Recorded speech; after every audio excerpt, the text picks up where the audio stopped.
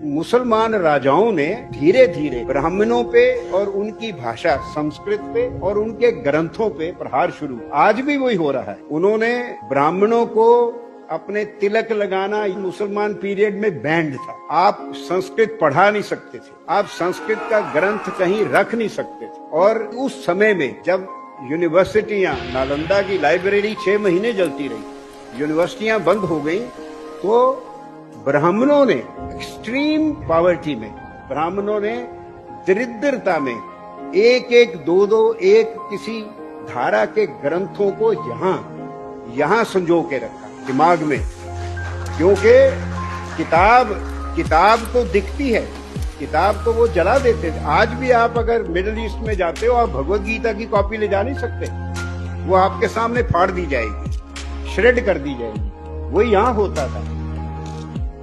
जो पंडित परंपरा थी, हर गांव में पंडित था, वो टीचर भी था, वैद्य भी था और सलाह देने वाला साइकेट्रिस्ट भी था। वो पंडित जो ब्राह्मण थे, वो moral examples, social role models and intellectual leaders थे सोसाइटी के। They organize the resistance and that is why wherever the Muslim armies, they captured even a small town, they did 4 things one after the other.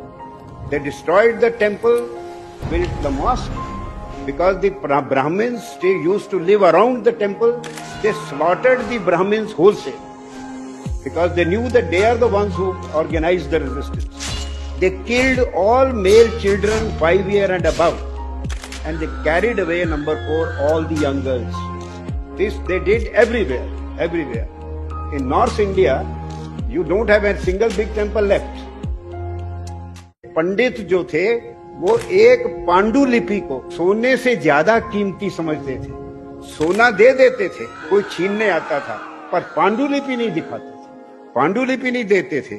पर उनकी इतनी दरिद्रता हो गई कि पंडिताइनों ने पांडुलिपियों की लकड़ियों से चूल्हा जलाना शुरू किया। लकड़ी नहीं थी उनके पास, और पांडुलिपियों को किचन गार्डन में फेंक दिया, किचन गार्डन में, क्योंकि उसको ग्रंथ को आप जला नहीं सकते।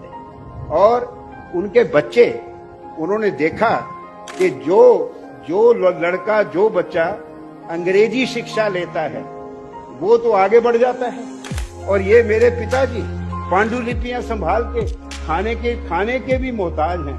तो उनके बच्चों ने संस्कृत भाषा पढ़ना, वेदों का अध्ययन और ये सब, और पुरोहितगिरी सब बंद कर दिया।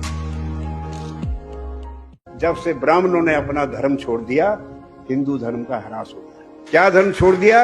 वेद अध्ययन छोड़ दिया। पर इसमें कसूर ब्राह्मणों का नहीं है। महाभारत में पढ़िए, सबसे कठिन धर्म ब्राह्मण का धर्म है। ब्राह्मण का धर्म सबसे कठिन है जीवन यापन।